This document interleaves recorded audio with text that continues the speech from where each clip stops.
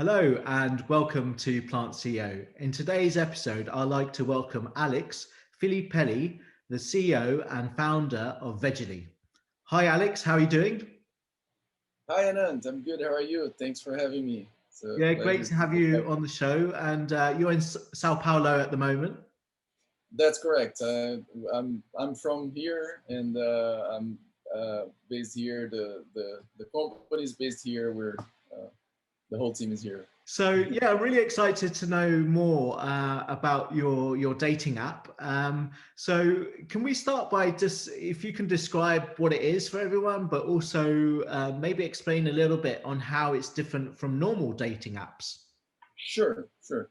I guess so. Veggly is basically a vegan and vegetarian dating app, right? So some people simplify it, explaining it's the Tinder for vegans or vegetarians. 60% of the users are vegans, and another 30% roughly is vegetarian. So we have only 10 that define themselves as being in transition, right?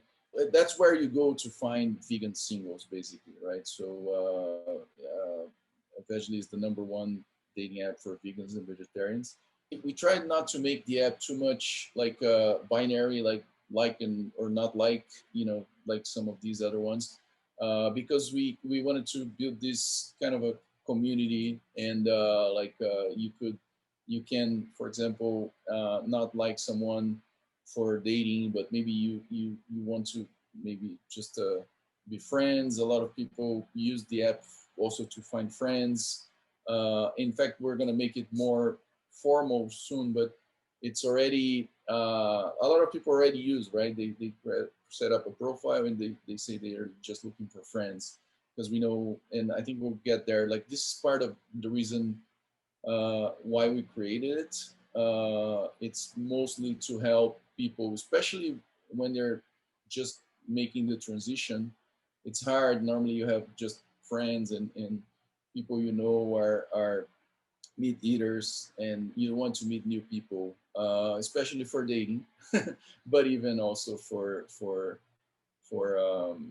friends and so on.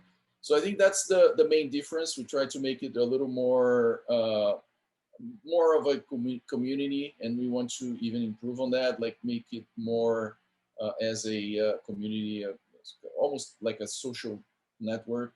Not that, of course, no, they're not gonna get that far, but at least a little more on that direction. Um, but and not so much like swipe right, swipe left, as in some other apps. That is very frustrating sometimes, right? It becomes like a menu, and that we wanted to avoid that on Veggly. Yeah, and so obviously you still have that ability to date and swipe right and swipe left. Um, Right. with the connections part or the friendship part, is that area something that you could search on or something that you're planning to do, or would it Uh, operate the same way? yeah, yeah. So, and to be clear, right? So the way it works right now, it's still like you would, as you that part is very similar. You go in and you select the profiles you like, and then if you get a veg match, that's our match. That's a veg match. Yeah, You can chat, and then, so that's how it operates, right? The difference is that it's not gonna automatically remove the person if you don't like, right? You can still do that, like you can exclude or block someone, of course, right? Maybe you don't want to see that person, uh, but it's not like you just swipe left and it's gone, right? Like, just like in those yeah, situations. uh, and for the friendship, right now it's really, I mean, it's, let's say, more something that the users created, because like a lot of, like I said, a lot of people have that difficulty of finding friends and so on. So they go in and say, I just want to find friends, and they put that in the profile. They just write it down, and then someone who have a match would know that. So they wouldn't, if they're interested in more than that, maybe they wouldn't yeah, continue, right? But then the so that's the way it's already working. A lot of people is using for that, and some people use for both, of course. Like they they use for to find friends, but then if something more happens, uh, the better, right? That's for the better. But then we want to also make it more formal in a sense where you actually create a profile where you say, like, in the profile you're only looking for friendship, and then those profiles would only show to people looking Right. for friendship, right? Okay. So it wouldn't just because, of course, even though you may write down you're looking for friendship, it may sometimes get a little awkward if you are in a relationship, right? So that's why we want to make it more formal. But yeah, I mean, that's really kind of more future thinking, right? Like Right. the right now it's really just for more for dating, Right. and it's just to say that it's got this community uh, idea behind, right? It's Yeah. not So right and left. is there a trend or a growing trend that vegans will not date a meat eater and vice versa? Yes, I mean we just released the survey results. We did a survey with 7,400 people on the app, and they responded. One of the questions in this survey that we already published, and it went out on Plant-Based News and the Independent. We can maybe add the links to the Yes, video. for sure. Yeah. The results was that 52% of the vegans would not date a meat eater, right? I think that's, if we asked how many would prefer to date a vegan or at least a vegetarian, uh, definitely it would be close to 100% in terms of they would prefer. Yeah. Yeah. But then these 52% said they wouldn't date, like they Yeah. apparently, like it's just like they would not consider dating a meat eater, right? Of Right. course, some people, they would date and try to convert, but that's of course very hard, and so some people prefer to separate the activism from their love life, and so that's where we help, right? So it is a trend, and we see more and more. In fact, this same survey for even the vegetarians in the app responded that 39% of the vegetarians said they wouldn't date a meat eater, right? Okay. So it's not, Um, it's a little less strict, but it's still like yeah. it's a What high number. about a vegan dating a vegetarian, for example? Was that Yeah, also so a consideration? that was, so the percentage there was smaller, much smaller. I think it was 1 in 8. I think Yeah. 12% said that they would Right. not date a vegetarian. Right. So yeah, so that's still, like, if you have I mean 50% out of the, so basically 20% of those would not date a vegetarian, even, right? So it's Mm. yeah, the survey is quite nice. We should probably add the link because it has a few Yeah, of we these can numbers. And show some of the graphs in the video for sure, and we can add the link yeah, to the notes. great. Yeah, I mean that's interesting, and I think it will be interesting to see how that survey changes over time, the results, right? If you were to run it again in like a year's time, and see what happens. And so Yeah. in terms of the you must have had a lot of success with, I guess, people finding love.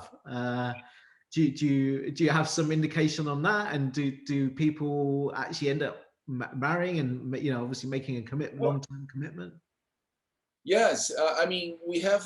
I mean, first of all, we've had 830,000 VEG matches so far in the platform, right? So that's again when two people like each other, Right. and then they get a VEG match and they can chat. Of course, after that it's up to them, Right. and a lot of those were through 2020 with pandemic going Yeah, on. So, it makes it a little harder to meet in definitely. person. But it's Yeah. still like we still have a lot of testimonials, right? We can again include the link to our Yes. testimonials page. We have several people who send us their stories. Some sent even pictures of them together, and they explain how they use the app, how they started, and how they had the veg match, and they're now dating, right? Um, I don't know of anyone who got married yet. We have some people who are in very serious relationships. The app is quite new. Like, it really started to grow uh, faster in the middle of 2019, and so we had like a year and a half of like more accelerated growth, right? Until then, it was kind of slow, kind of improving a few things and Yeah. so on. What led to that growth in 2019? Sorry, what was that? What do you think led to that growth? Well, so in 2019, I launched it in the end of 2018, Right. and I launched it was really like an MVP, right? So it had a few few bugs and a few things that needed to be improved. And at the same time, I was doing a little bit of marketing, more to kind of get some people to test and so on. But in 2019 was when also kind of I launched the subscription service, and so that helped in getting getting more revenue, and to reinvest that in marketing. So because then the product was already better, right? It was kind of ready to for that. So then we started to reinvest that in marketing. Then now I got more people helping me. So that's kind of when it started. Of course, then it went to the media, went to the press. We got noticed by some important ones like the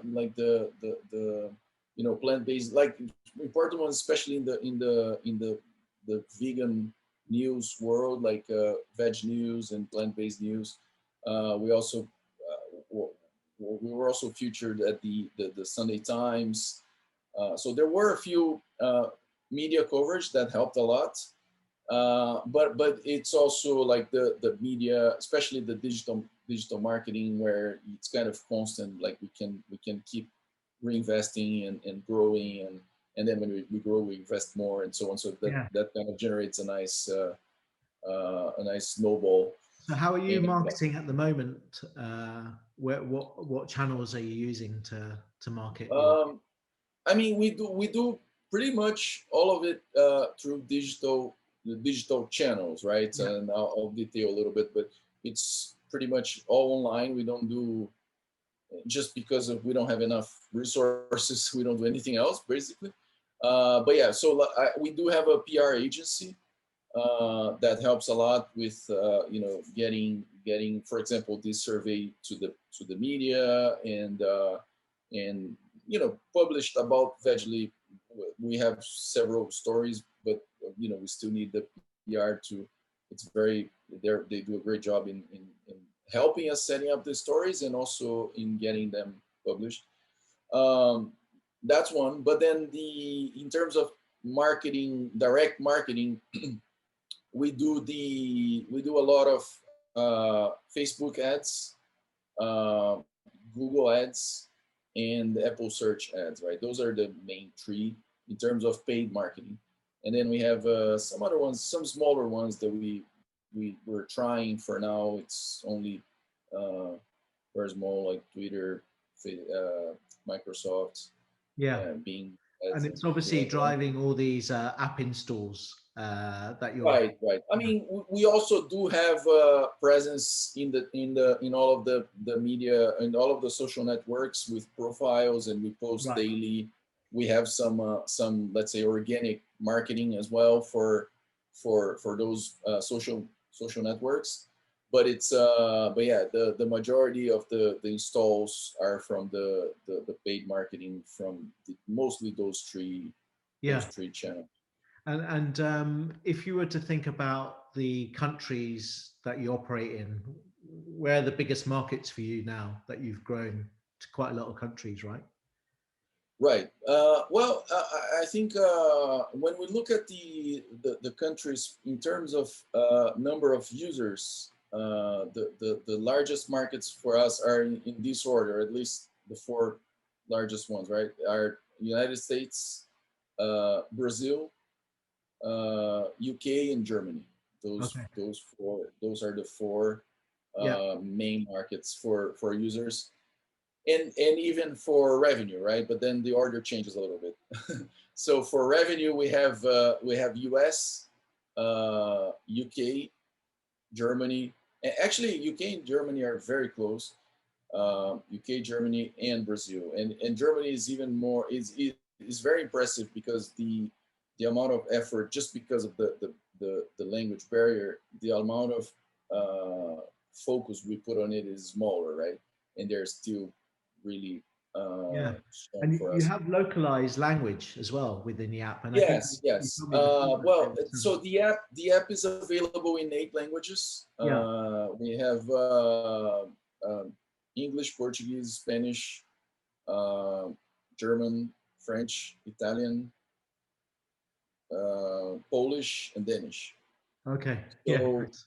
a lot of those were translated by volunteers. They just like they love the app and they say, "Oh, I want this to grow in my country, so I'll translate it for you." And so that was Yeah. great.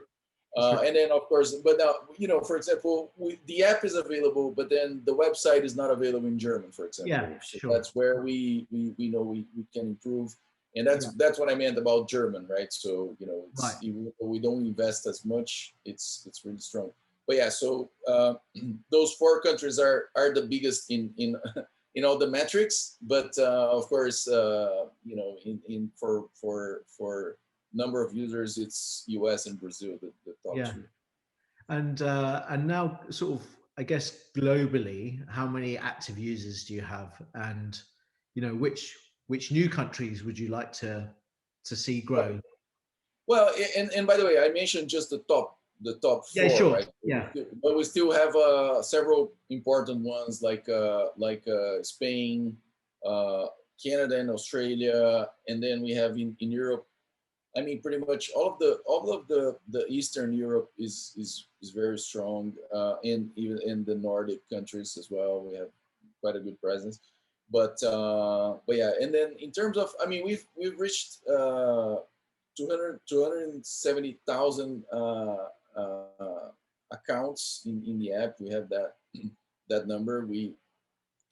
That's the current number, and we have in the last 60 days, sorry, in the last 30 days, which we consider the active users. And I'll check right now here in the stats.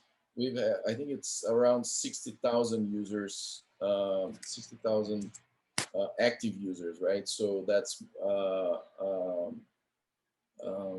the number. Of course, some people, even like in those 270, some people may still come back. We often do sub marketing, remarketing, and we promote some new feature that they may like, or maybe like a new thing, and so they may come back, out of those 270. But yeah, we have even in active users 60,000 in the last 30 days, let's say. Yeah.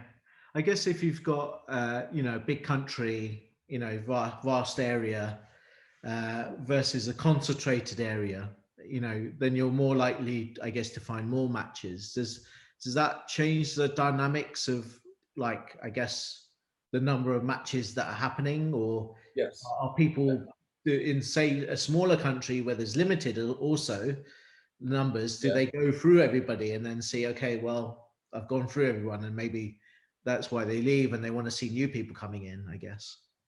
Correct. Yeah. So I mean, we have in some countries, especially Brazil and in even more in the U.S., because Brazil, even though it's pretty large in in area, there are a few, important cities, right? I mean, in the US, it's a little less like that. You have really a lot of cities that were, with big markets. So it's more spread Yeah. there than here. But like in the US, we can see like the number of matches per user is smaller than in Europe, for example, in especially in UK and Germany, right? So that's the main reason, right? Normally, you go in and you look for someone in your own city, right? That's, you want a date, you look for someone in your city, and that's it, right? You're not gonna, you know go a little too much further. Actually, on Veggly, we see that that's a little less, right? Like, so I think in a regular app, people would be really strict about that. Like, I want people within, I don't know, 5 miles, right, from me. On Veggly, it's a little less, just because I think people, I mean, recognize there's less vegans and vegetarians, but they are willing to, to to go a little further, Yeah, a little widen further the for, area net. Yeah. right, for if that's what they need to meet a vegan or a vegetarian. That's, so they're a little less strict, but still, like, you want to find someone, like in the US, you're not gonna find a date. You're not gonna want to date with someone that is if you're in the East Coast with someone in the West Coast, and vice versa, right? Yeah. So it's Yeah. just, normally most people at least wouldn't do that. So I think you told me about a feature. I don't know if you've developed it now, but before, where you've managed to create an actual physical teleportation. So you're already ahead of Star Trek, I guess. But That's right. That's right. Yeah. No, it's live now. yeah, It's right. available. It was launched in the end of 2020.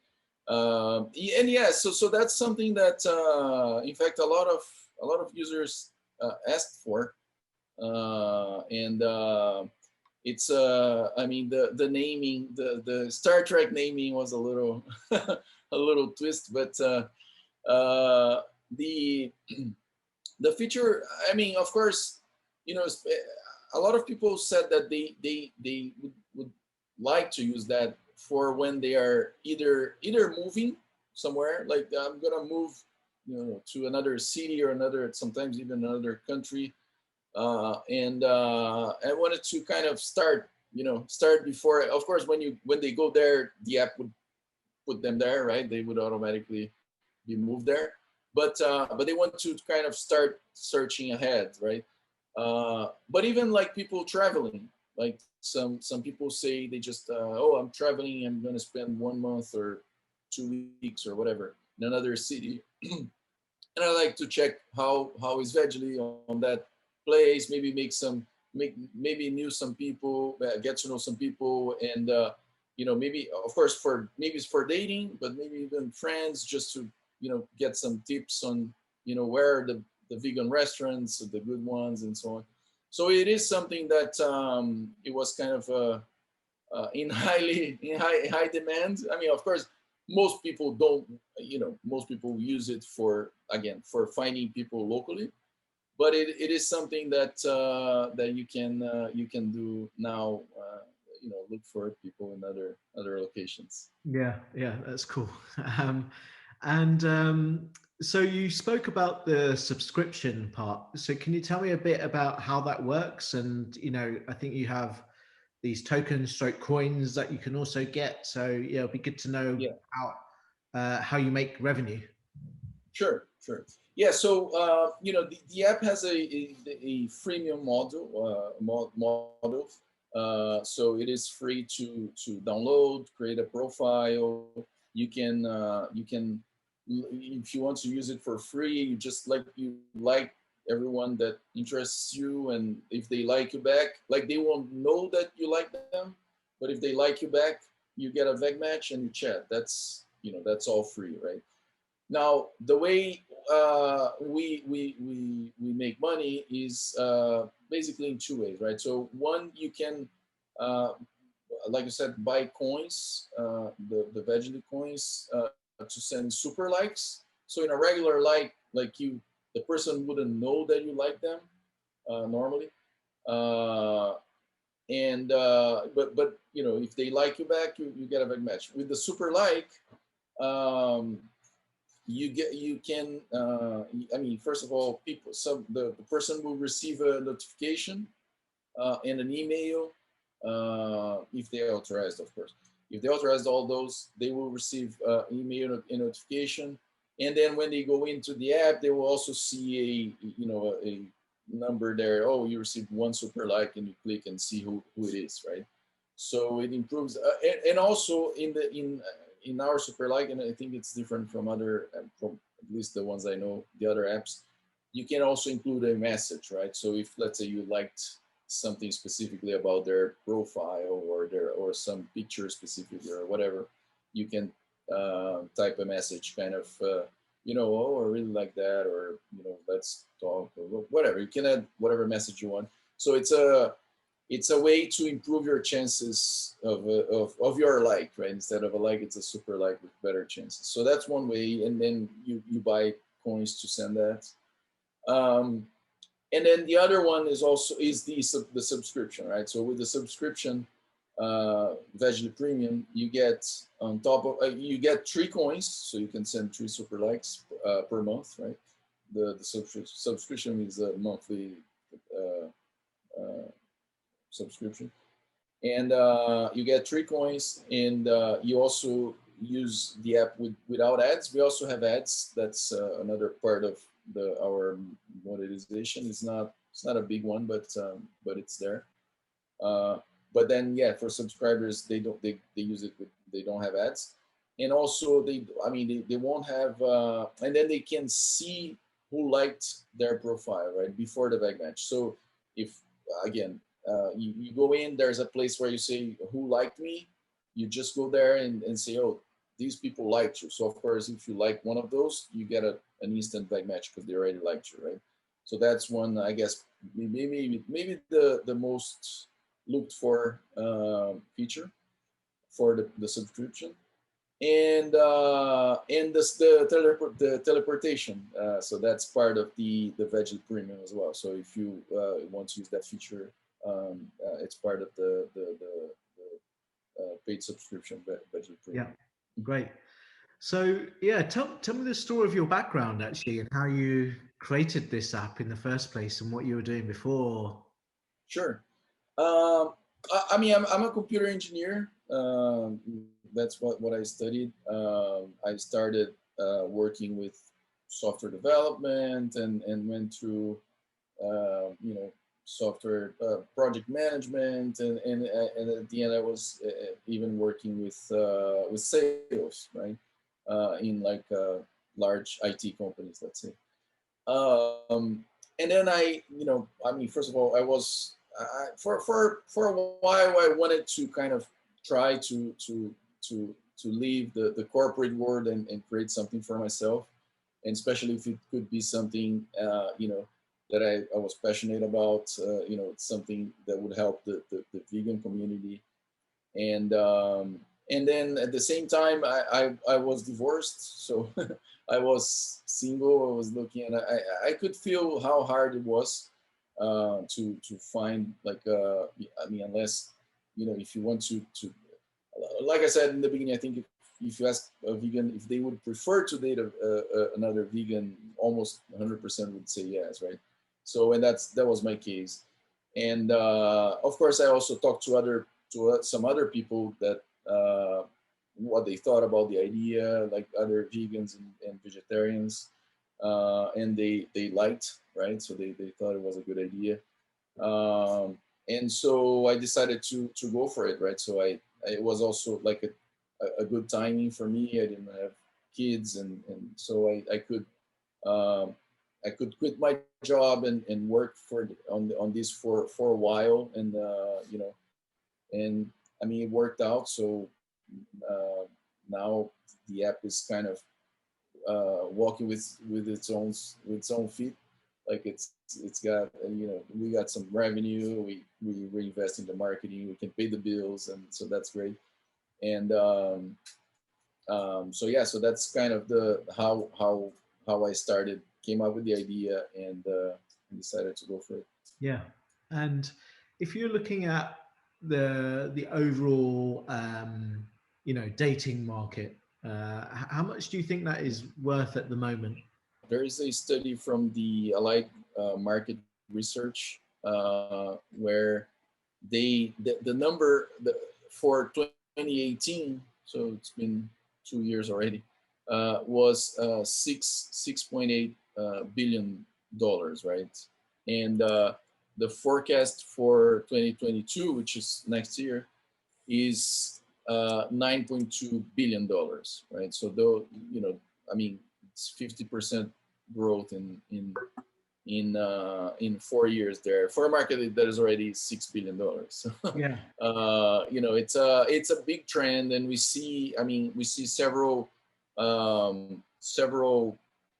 articles and things like that where people explain how, like, a lot of people, especially the newer generation, kind of only rely on that. Like, they go out for having fun with friends, but they really rely more on the dating apps for meeting, a partner and things like that. It's a huge trend, and I think with the new generations that where they do everything online, it's not gonna, it's not gonna change. That's the direction it's going, and for a while it's only gonna grow.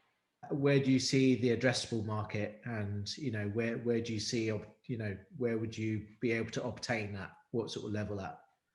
Right. I mean, the numbers we work with. So we have some estimates of just the number of vegans and vegetarians. Of course, it varies a lot. First of all, it varies a lot from different countries. Yeah. But also it varies a lot. Like, I mean, not that it varies. Like, the numbers are not, there's not a census or anything. Like, it's normally, a lot of them are estimated. But we have we work with anything between 5 and 10% of the population are now vegetarian, vegan, or vegetarian. And so we normally use the lower one, like 5%, to kind of estimate the market size. Yeah. And that gives us a market of 450 million dollars, right, next year. So that would be, let's say, the dating for vegans and vegetarians. Of course, a lot of people will use more than one app. Most people, like, they would use Veggly, but they would also use Tinder or something like that. But they would normally prefer to meet someone on Veggly, right? So Yeah. if the app is working for them, there's no reason why they wouldn't spend their money in Veggly versus Tinder and things like that. So that's the market, the size of the market. We normally try to another, like, just to kind of get to the serviceable market. We estimate like 20% of that. Then that's still 80 million dollars per year.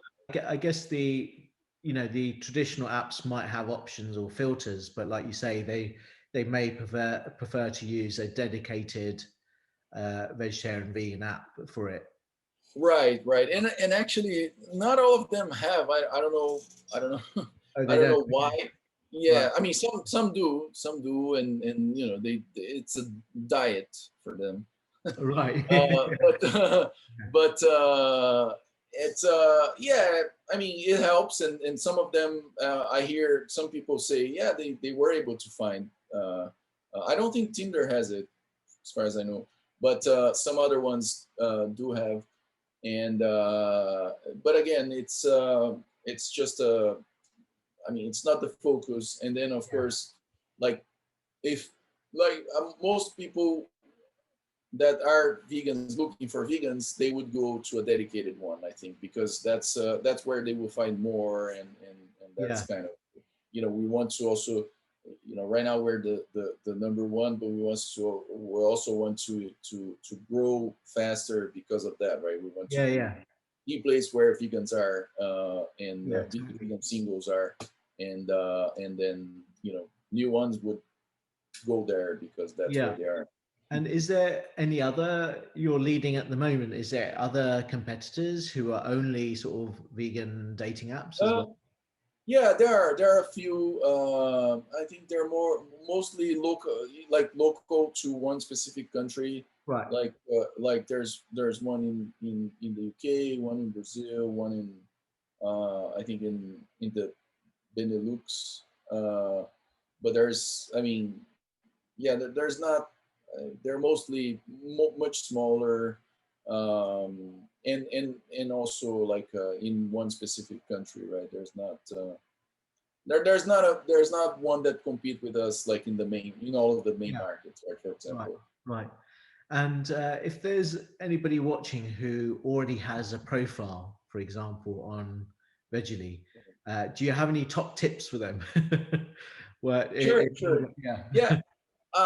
I mean, we have, for example, I mean, there are some that are kind of obvious, right? Like, not obvious. It's kind of obvious, but it's sometimes overlooked. Like, just to fill out the whole profile with the information about yourself, about your hobbies, what you want to do, if you do activism and things like that, right? And then the pictures, right? You can set up to 9 pictures in the app.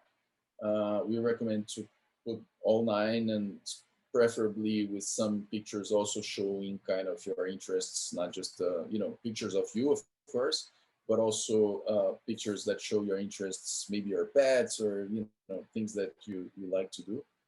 Um, and then I mean, then one that is very specific to Veggly is the way that the ordering in the app works is by default, at least, is by last online, right? So if you go in, you will see people within your filters, so your area, your age filter, and so on. But those that were last online first, right? So they will be on the top of your page, and then you scroll down and so on. So basically, what that means is when you open the app and you use it, your profile goes to the top, right? For other people. So that improves your chances of getting a veg Yeah. match, So, right? so they need to And log in more, right? Is they what yeah you're they saying. need to Right. basically use more, log in and use more, and then they will Yeah. go to the top more often, and more people will see their profile, and more people have the potential to like them. I mean, there's we also kind of asked the question, right? That's not a recommendation, but we asked the question for people who asked that, like, what about would you what about checking your filters, right? Maybe for to meet a vegan and vegetarian, you could be a little less strict on age or on distance, or things like that. They could check, but of course that's just a question. Like, if the person is strict, it's their choice, right? But that's just something they could consider in the case for fighting a vegan match or a vegetarian match. Yeah. Cool. Yeah. So yeah, you've had a lot of success over the last couple of years. So yeah, congrats with the growth. So yeah, really happy to see more and more, vegetarians and vegans getting together. I think it's really important. So yes, yeah, good. Vegan. Yeah, yeah, that's what I was going to ask you. We want to see more vegan babies coming up next. So yeah, Right. so I guess it'll be good to if anyone has these cases, obviously, of people getting together and creating them, then that's the ultimate aim as well, right? Right, right. Yeah, no, absolutely. And I think the part that the mission and what we look for with the app, and even with some of the things we want to create in the future, is that, right? Like, to kind of make the life for a vegan easier, right? So they can if they want to, before, if they wanted to go vegan, there's a whole lot of barriers and just difficulties, right? Like family and friends and all that kind of not, sometimes don't support. And then also it becomes hard for to have a boyfriend or a girlfriend, right? So it just, that's one of the things we want to help with, like the at least one less worry, let's say. And then of course with the friendship as well, like some people go vegan and they have zero vegan friends, right? So we want to help with that as well. So just to kind of make it easier for people to make that transition, and know that there is a big community that can help them, and be their friends and or maybe their partner. Yeah, great. So yeah, wish you the best of luck for the continued growth, and yeah, hope to speak to you again soon. Thanks for coming on the show. Perfect. Thanks a lot, Anand. We're available. Great talking to you and to your viewers, and we're available anytime you want. Cool. All right. Thanks. See you. Bye. Thank you. Bye bye. Bye.